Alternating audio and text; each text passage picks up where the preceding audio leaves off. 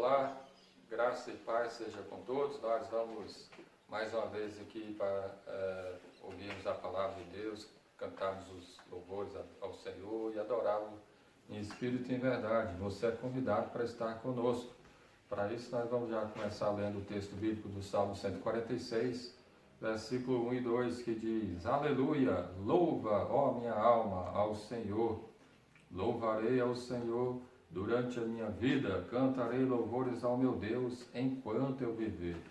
Enquanto eu viver, o salmista fala, vou cantar louvores ao meu Deus durante a minha vida.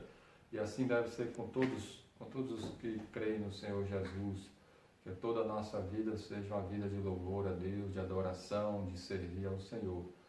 E agora para nós vamos cantar alguns cânticos. E eu vou estar chamando o Jonatas aqui para estar nos ajudando aqui, dirigindo os cânticos, tocando. Vamos cantar o hino 266, Rude Cruz.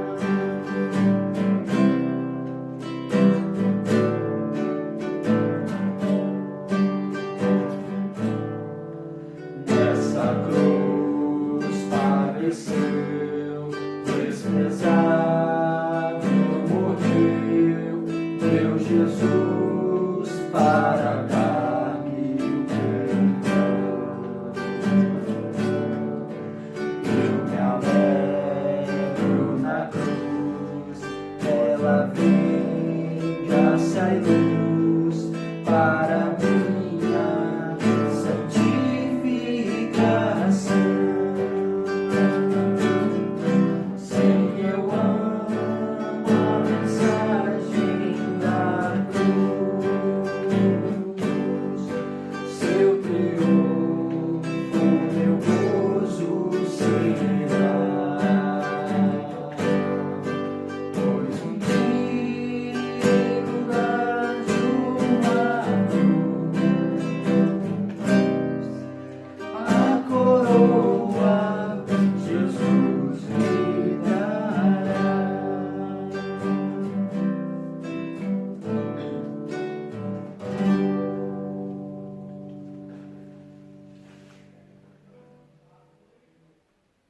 estar cantando o cântico santo.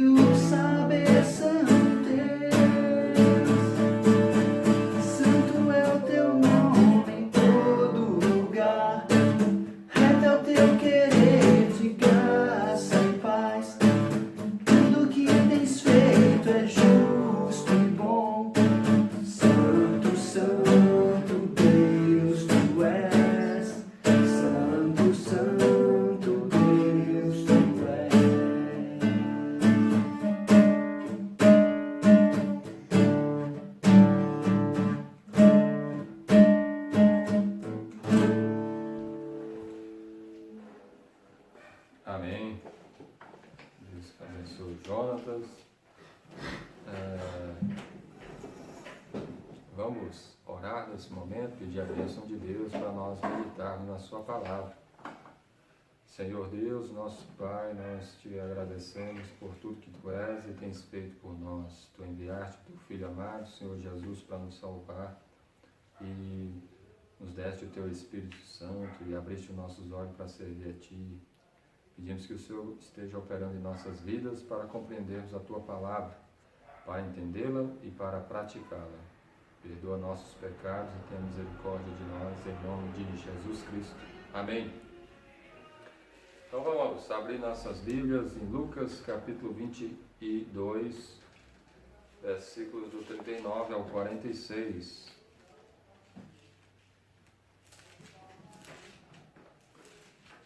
Diz o seguinte: Lucas capítulo 22, versículos do 39 ao 46. E saindo foi como de costume para o Monte das Oliveiras, e os discípulos o acompanharam. Chegando ao lugar escolhido, Jesus lhes disse: Orai para que não entreis em tentação. Ele, por sua vez, se afastou cerca de um tiro de pedra, e de joelhos orava, dizendo: Pai, se queres, passa de mim este cálice, contudo não se faça a minha vontade, sim a tua. Então lhe apareceu um anjo do céu que o confortava e, estando em agonia, orava mais intensamente. E aconteceu que o seu suor se tornou como gotas de sangue caindo sobre a terra. Levantando-se da oração, foi ter com os discípulos e os achou dormindo de tristeza e disse-lhes: Por que estáis dormindo? Levantai-vos e orai para que não entreis em tentação. Amém.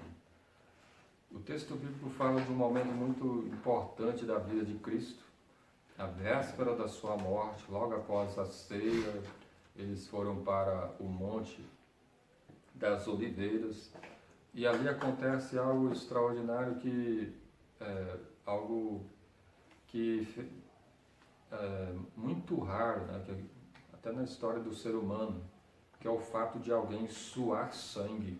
O texto bíblico fala que Jesus, em agonia, orava mais intensamente.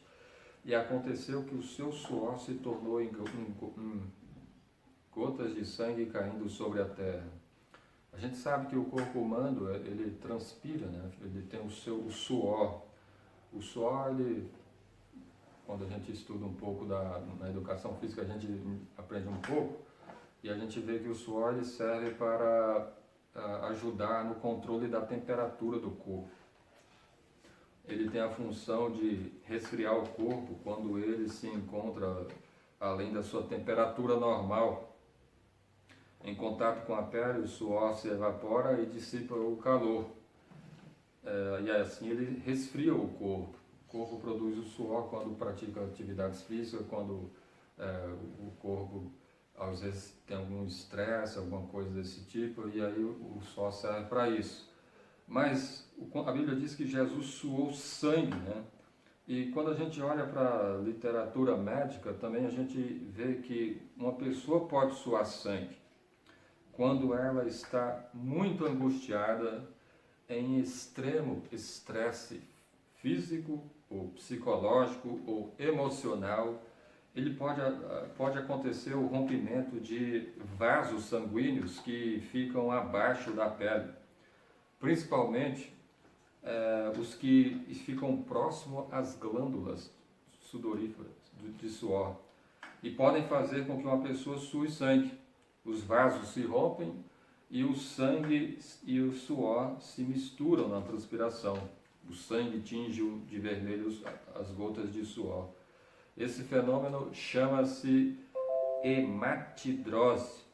É muito raro e geralmente acontece quando há uma grande tensão nas emoções, uma violenta tensão, ao ponto de o corpo humano, de haver esse rompimento dos vasos sanguíneos e o suor se tornar em sangue. Essas informações são importantes, eu estou lendo elas aqui, pesquisei um pouco sobre isso, para nós entendermos o que aconteceu com o Senhor Jesus aqui nessa passagem bíblica, porque aqui está falando que ele suou, ele estava em agonia e suava sangue, né? Aqui fala do seu sofrimento, da sua agonia, da sua angústia, nas vésperas da sua crucificação. Isso aqui Jesus foi crucificado 9 horas da manhã da sexta-feira. Essa passagem bíblica fala da quinta-feira à noite, quando Jesus foi para o Monte das Oliveiras com seus discípulos. Ele foi para o lugar onde ele já tinha o costume de, junto com seus discípulos, se reunir para orar, e ele se reúne ali com eles e se afasta um momento, uma distância, aqui falam cerca de um tiro de pedra, né, mais ou menos 100 metros por aí, e ele vai orar. E quando ele ora, a Bíblia diz que ele estava em tanta agonia que ele suou sangue. Mateus capítulo 26, no versículo 38, o texto bíblico fala que o próprio Jesus, ele disse aos seus discípulos: a minha alma está profundamente triste até a morte. Ficai aqui e vigiai comigo. Ele deixou bem claro que a sua alma estava muito angustiada, profundamente triste até a morte. Uma outra passagem bíblica que também fala da angústia da sua alma está em João capítulo 12, no versículo 27. Jesus diz aos seus discípulos: agora está angustiada a minha alma, e que direi eu? Pai, salva-me desta hora. Mas precisamente com este propósito vim para esta hora. Jesus estava angustiado, sua alma estava profundamente triste, sua alma estava em agonia, né? O versículo 44 que lemos fala da sua alma estar em agonia. Ele estava sofrendo tanto, mas tanto que o seu suor se tornou em gotas de sangue caindo sobre a terra, né? E agora vem a pergunta para a gente tentar um pouco entender mais esse assunto. Por quê? Por que Jesus estava assim? Por que ele suou sangue? Por que a sua alma está profundamente triste até a morte? Por que a sua alma está tão angustiada ao ponto de seu suor ser acompanhado de gotas de sangue? Por que ele está em tanta agonia ao ponto de sofrer tanto dessa forma? E Deus, na sua grande bondade, aqui fala que um anjo apareceu do céu e o confortava, o ajudava naquele momento tão decisivo, tão difícil, de tanta angústia e sofrimento. E aí, quando a gente olha para a Bíblia, a gente fica pensando aqui: será que ele estava sofrendo tanto assim, essa angústia toda, por já saber das coisas que viriam da sua crucificação, né? Ele seria pendurado numa cruz. E a gente sabe que a morte de cruz era uma das piores mortes que havia naquela época. A pessoa, depois de apanhar muito, de ser torturada, ela seria colocada na cruz e ela ia ficar pendurada na cruz até a morte. Algumas pessoas duravam algumas horas, algumas pessoas duravam alguns dias, né? Alguns relatos de 3 dias pendurado na cruz, ou 5 dias. Será que Jesus estava angustiado por causa dessas coisas? Ou será que estava angustiado porque estava pensando, sabendo que seria pregado, né? Os pregos transpassariam suas mãos e seus pés, ele seria pregado naquela cruz? Ou pensando nas chicotadas que receberia antes da crucificação? A Bíblia fala que ele foi açoitado, né? Chicoteado, e aqueles chicotes, aqueles eram feitos com material para torturar, e alguns dizem de serem colocados ponta de osso, ponta de ferro na ponta dos chicotes, para quando fosse batido nas costas, ele grudasse e arrancasse carne quando fosse puxado. Será que Jesus está pensando todas essas coisas? No espinho, na coroa de espinho que vai ser colocado na sua cabeça, ou na vergonha de ser exposto na cruz como alguém, como um salteador, como alguém que fez coisas terríveis, né? Pois é, a gente sabe que todas essas coisas, o sofrimento que elas causam são muitos, mas há algo maior do que esse sofrimento.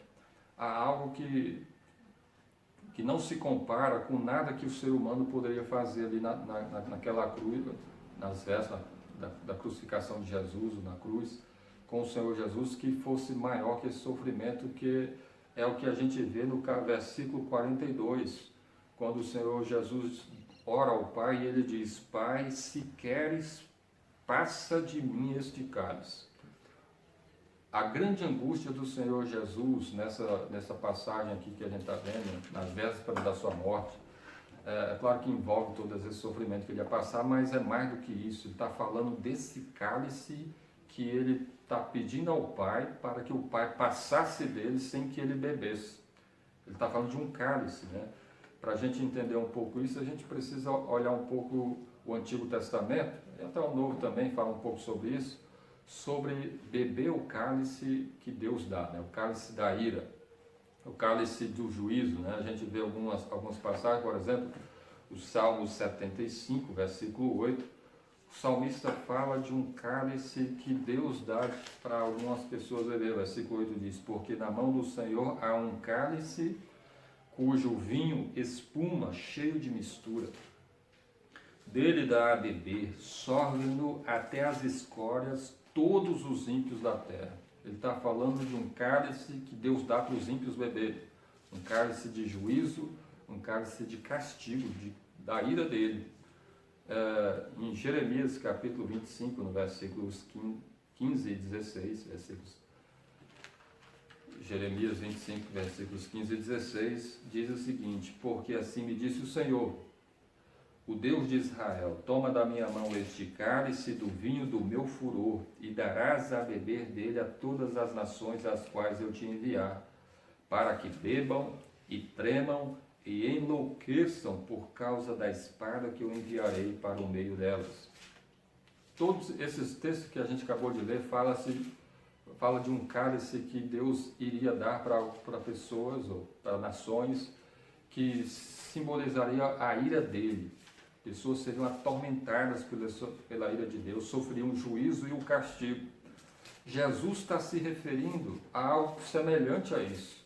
Jesus está pedindo ao Pai: passa de mim este cálice sem que eu beba, ou contudo não seja feito o que eu quero e sim a tua vontade. Ele está falando da ira de Deus, do juízo de Deus que viria sobre ele mesmo, porque quando ele está caminhando para ir para a cruz, ele está caminhando para ir para a morte, né, para ser crucificado. E ele veio exatamente para isso, para morrer naquela cruz, e ali ele receberia os nossos pecados. E quando ele fosse receber os nossos pecados, ele sofreria o castigo de Deus, ele seria desamparado por Deus, ele seria abandonado por Deus ali. Por isso que quando a gente olha para Mateus 27, 46, Jesus na cruz, ele diz o seguinte: por volta da hora nona, 3 horas da tarde, clamou Jesus em alta voz, dizendo: Eli, Eli, lama sabachthani, o que quer dizer: Deus meu, por que me desamparaste? Ele está clamando a Deus e perguntando: por que me desamparaste, Deus meu? E é interessante olhar para essa oração de Jesus, porque ela é diferente de todas as outras orações que a gente vê o Senhor Jesus fazendo na Bíblia. Em todas as outras, a gente vê Jesus se dirigindo a Deus como Pai, né? Aqui mesmo ele fala: Pai, se quiser, faz de mim esse cálice. Mas quando Jesus está na cruz recebendo os nossos pecados, ele clama dizendo: Deus meu, Deus meu. A gente está vendo aqui a maneira que Deus o tratou quando Jesus ele recebeu os nossos pecados, né? Em Isaías capítulo 55, quando fala de Jesus, da sua morte na cruz, em Isaías 55, versículo 5, fala dele receber os nossos pecados ali na cruz. Aqui diz: mas ele foi traspassado pelas nossas transgressões, ele foi moído pelas nossas iniquidades. O castigo que nos traz a paz estava sobre ele, e pelas suas pisaduras fomos sarados. Versículo 6. Todos nós andávamos desgarrados como ovelhas, cada um se desviava pelo caminho, mas o Senhor fez cair sobre ele a iniquidade de nós todos. Aqui está falando que Deus fez cair sobre Jesus as nossas iniquidades. Jesus foi transpassado por causa das nossas transgressões, ele foi moído pelas nossas iniquidades, ele tomou o nosso castigo, o castigo que me traz a paz, que nos traz a paz, estava sobre ele. Ele tomou o nosso castigo, ele foi moído na alma, não somente no corpo, né, na alma. Ele foi desamparado por Deus, abandonado por Deus ali na cruz. O versículo 8 fala o seguinte, ao final do versículo: porquanto foi cortado da terra dos viventes, por causa da transgressão do meu povo foi ele ferido. Por causa do pecado do povo, quando ele tomou os nossos pecados sobre ele ali na cruz, ele foi ferido. Versículo 10 diz: todavia ao Senhor agradou moê-lo. Foi o próprio Deus, né? Aqui fala que agradou a ele moê-lo, fazendo-o enfermar. Quando der a ele a sua alma como oferta pelo pecado, verá a sua posteridade e prolongará os seus dias, e a vontade do Senhor prosperará nas suas mãos.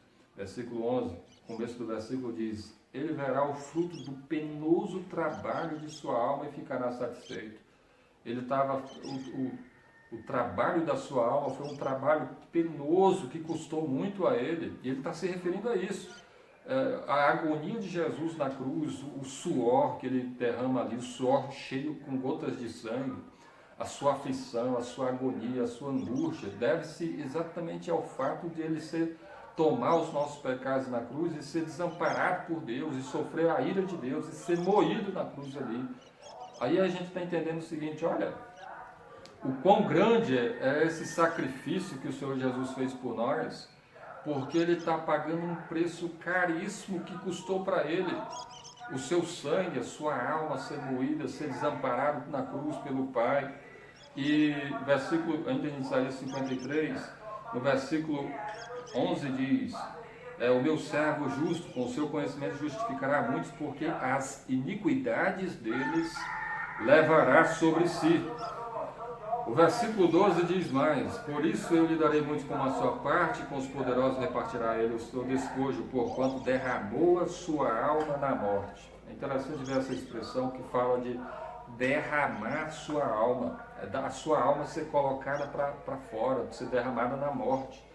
E ele diz o seguinte, foi contado com os transgressores, contudo levou sobre si o pecado de muitos, e pelos transgressores intercedeu. Então, por que Jesus estava tão angustiado ali naquele momento, no Getsemane? A resposta é essa, ele ia beber o cálice da ira de Deus, ele ia tomar sobre si os nossos pecados, ele seria desamparado por Deus, ele seria abandonado ali na cruz, ele sofreria o castigo, nosso castigo. Para pensar um pouco na vida de Jesus, né? Jesus é Deus, ele já existia antes de vir a esse mundo. Ele é o verbo que no princípio estava com Deus, e o verbo era Deus. Ele é o próprio Deus. E ele sempre teve comunhão perfeita com o Pai. Ele é o Filho amado em quem Deus tem todo o seu prazer. Ele se deleita no Pai. O Pai se deleita nele. E agora, quando ele vem a esse mundo, ele se humilha, se esvazia, se torna como um de nós, sem pecado, mas sem deixar de ser Deus. Ele é pendurado ali na cruz. E quando ele é pendurado ali na cruz, o Pai, com quem ele tem comunhão perfeita por toda a eternidade, o Pai o desampara. E aí ele, sabendo que essas coisas iriam acontecer, ele está angustiado, ele está sofrendo, ele está em agonia, ele está, como ele mesmo disse, minha alma está triste até a morte, profundamente triste. Ele sabia de tudo isso que ia acontecer, e ele estava fazendo isso para nos salvar dos nossos pecados. Ele tomou o cálice que eu deveria tomar, porque quem pecou foi eu, foi você que pecou. Nós pecamos contra Deus, e a ira de Deus deveria cair sobre nós. Mas o Senhor Jesus, ele tomou o nosso lugar, ele sofreu no nosso lugar, ele tomou o cálice da ira em nosso lugar. Interessante vermos aqui essa passagem de Lucas 22, porque ele está falando, ele faz a oração, Pai, se possível, passa de mim este cálice, se queres, passa de mim este cálice. Mas ele se submete à vontade de Deus, porque ele bem sabia que era da vontade do Senhor, do Pai, que ele bebesse esse cálice. E aí ele diz, contudo não se faça a minha vontade, sim a tua. E aí ele ora mais uma vez, e no versículo 45, no versículo 44, ele estando em agonia, orava mais intensamente. Aconteceu que o seu suor se tornou como gotas de sangue caindo sobre a terra. Versículo 45, ele se levanta da oração e foi ter com os discípulos e os achou dormindo de tristeza. E o versículo 46, ele disse-lhes, porque estáis dormindo, levantai-vos e orai para que não entreis em tentação. E logo a seguir o traidor se aproxima e Jesus vai como uma ovelha para o matadouro, para beber esse cálice, sofrer o castigo que nos traz a paz, para nos dar a vida eterna, para que nós fôssemos perdoados, salvos, libertos, transformados por Cristo e tivéssemos comunhão perfeita com Deus. E essa ira que estava sobre nós, em vez de cair sobre nós, caiu sobre o próprio Senhor Jesus. Então ali está o motivo da grande angústia e da grande agonia que o Senhor Jesus estava prestes à sua morte.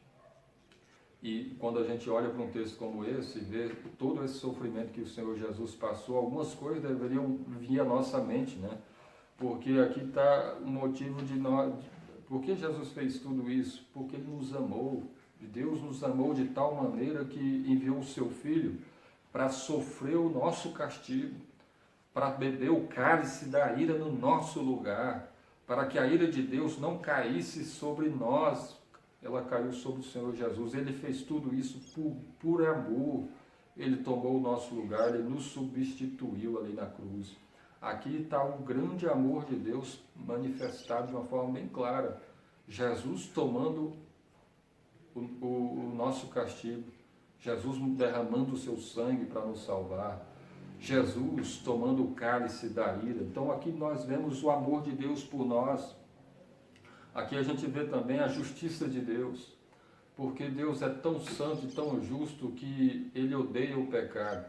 E quando o seu Filho amado, o Senhor Jesus, tomou sobre Ele os nossos pecados, a ira veio sobre Ele. Olha só o tanto que é grave o pecado, porque até o próprio Filho de Deus, o Senhor Jesus, ao receber, ao tomar sobre si os nossos pecados, a ira de Deus veio sobre Ele e Ele foi desamparado ali na cruz. Agora, não é para nós temermos a Deus e para nós vivermos uma luta contra o pecado, de arrependimento constante, de busca pela obediência e pela santidade, porque se Deus, na sua justiça e na sua ira, derramou o seu castigo sobre o seu Filho amado, Jesus, que não pecou, quanto mais as pessoas que viverem no pecado, isso também serve de advertência para todos aqueles que vivem no pecado, porque a Bíblia está dizendo que Jesus tomou o cálice da ira no nosso lugar, no lugar de todos aqueles que se arrependeram dos seus pecados e creem em Jesus. Porque quem não crê no Senhor Jesus vai tomar desse cálice. É o que está escrito em Apocalipse capítulo 14, quando a gente vê versículo 10, o apóstolo João tem a visão, Apocalipse capítulo 14, versículo 9 e 10 diz: seguiu-se a este outro anjo, o terceiro, dizendo em grande voz: se alguém adora a besta e a sua imagem e recebe a marca na fronte ou sobre a mão, também este beberá do vinho da cólera de Deus, preparado, sem mistura, do cálice da sua ira, e será atormentado com fogo e enxofre, diante dos santos anjos e na presença do Cordeiro. A fumaça do seu tormento sobe pelos séculos dos séculos, e não tem descanso algum, nem de dia nem de noite, os adoradores da sua imagem e quem quer que receba a marca do seu nome. Ele está falando do juízo das pessoas que que não pertencem a Cristo, que não se arrependeram dos seus pecados e não creram em Cristo. Pelo contrário, serviram ao mundo, ao diabo, a besta, né, que aqui fala, que eles vão beber do cálice da ira de Deus, preparado sem mistura. É a mesma comparação do cálice da ira e de alguém que vai ser atormentado, castigado e sofrerá o juízo. E é interessante olharmos aqui no versículo 11, que ele diz que a fumaça desse tormento sobe pelos séculos dos séculos e não tem descanso algum, nem de dia nem de noite, os adoradores da besta da sua imagem, quem quer que receba a marca do seu nome. Versículo 12 termina a passagem dizendo: aqui está a perseverança dos santos, os que guardam os mandamentos de Deus e a fé em Jesus. Quem crê em Jesus, quem guarda os seus mandamentos de Deus, não beberá desse cálice, porque Cristo já bebeu no nosso lugar. Cristo já sofreu a ira no nosso lugar. Então essa passagem serve também para advertir as pessoas a respeito do castigo que virá. Porque se você não se arrepender dos seus pecados e crer em Cristo, você vai sofrer o castigo. Ele tomou sobre si os nossos pecados, os pecados do seu povo, daqueles que se arrependem, daqueles que creem nele. Mas quem não crê no Senhor Jesus sofrerá o castigo eterno, beberá do cálice da sua ira. Então é para nós nos arrependermos dos nossos pecados, para nós nos apegarmos ao Senhor Jesus, confiarmos nele, depositarmos toda a nossa confiança e nossa esperança nele. Ele pagou o preço completo. Ele bebeu o cálice da ira de Deus, ele sofreu o castigo que nos traz a paz, ele tomou sobre si os nossos pecados, e por isso é que ele estava em grande agonia, porque ele seria desamparado pelo Pai ali na cruz. Ele passaria por aquela dor na alma que nenhum de nós sabe o que isso significa. Por mais que a gente possa tentar entender, compreender, isso é muito mais de uma dor física, né? A dor do chicote, a dor dos pregos atravessando as mãos, os pés, da lança cortando, são muito grandes. Mas há uma dor maior, a dor na alma, a dor no coração de alguém que viveu a eternidade toda na comunhão com Deus, mas que nesse momento que recebe os nossos pecados, foi desamparado e abandonado, né? O texto bíblico fala, por que me abandonaste ou por que me desamparaste? Tudo isso por causa dos nossos pecados. Agora, entendendo todas essas coisas, não era para nós cairmos de joelho diante de Deus e pedirmos perdão pelos nossos pecados? Quando a gente entende todas essas coisas, não é para nós louvarmos a Deus, exaltarmos o nome do Senhor e cantarmos os louvores, porque Ele tomou sobre si os nossos pecados, Ele pagou o preço da nossa redenção, não é para nós anunciarmos essa grande salvação que só Jesus pode dar, porque Ele pagou o preço. Não é boas obras que salvam ninguém, não é pensamento positivo ou qualquer coisa que nós possamos de nós mesmos fazer. A obra foi feita por Cristo, Ele pagou o preço, Ele bebeu o cálice da ira de Deus, para que todo aquele que nele crê não pereça, mas tenha vida eterna. Quem crê em Jesus, o preço está pago. Deus declara justo no seu tribunal. Os seus pecados já foram pagos. Então é algo assim para nós louvarmos a Deus, para nós confiarmos nele, para nós vivermos para Ele, porque o preço dos nossos pecados foi pago. Então, quando você olha para um texto desse e vê Jesus suando sangue, é para nós adorarmos a Deus e sabermos que Ele nos ama. É para estarmos aos seus pés, para servir com todo o nosso coração. Suar sangue é uma coisa muito rara. Ao olhar para alguns estudos, algumas pessoas falam de alguns exemplos que isso aconteceu no decorrer da história, mas são poucos. E isso só acontecia, ou só acontece em casos de uma perturbação emocional tão grande, ou psicológica, um estresse tão grande, uma angústia na alma tão grande que os vasos sanguíneos se rompem, né? E saem junto com o suor, o sangue. Tudo isso Ele fez por nós para nos salvar. Creia nele, confie nele e ame a Ele. Que Deus abençoe a sua vida, né? A mensagem do Evangelho fala do grande amor de Deus e do grande sacrifício que Cristo fez para nos salvar. Basta você crer nele, confiar de todo o seu coração e procurar agora uma vida nova com Ele.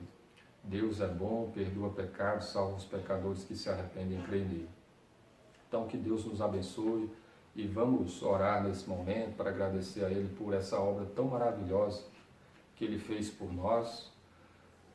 Vamos orar. Senhor Deus, nosso Pai, muito obrigado por Teu amor por nós.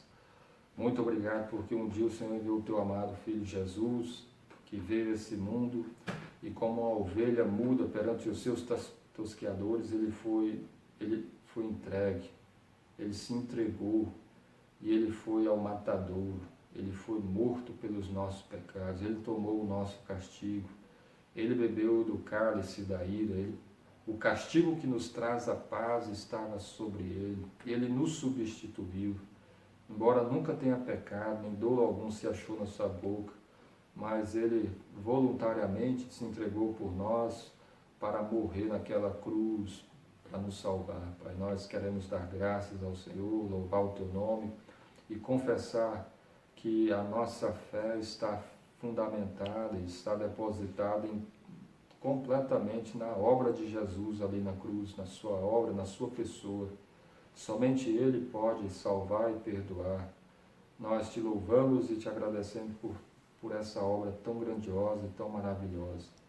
Que o Senhor perdoe os nossos pecados e que o Senhor nos ajude a ter essa lembrança bem forte em nossas mentes, desse sofrimento de Cristo, do seu sangue derramado, para que a nossa vida seja de gratidão ao Senhor, de louvor ao Teu nome, de obediência à Tua palavra, de proclamar o Teu grande nome para toda a terra. Que o Senhor nos abençoe, que o Senhor abençoe o Teu povo, que o Senhor guarde a cada um, Que o Senhor abençoe as famílias de cada um de nós, que o Senhor dê paz, harmonia, alegria no Espírito Santo a todos nós. Que o entendimento e o conhecimento do Senhor cresça mais e mais para a glória do Teu nome. Em nome de Jesus Cristo, Teu Filho amado. Amém. Que a graça de nosso Senhor e Salvador Jesus Cristo, o amor de Deus, o nosso Pai, e as consolações do Espírito Santo sejam com todos os que creem em Jesus Cristo, Filho de Deus, agora e para sempre. Amém. Que Deus abençoe a todos e vocês ficam na paz do Senhor Jesus. Amém.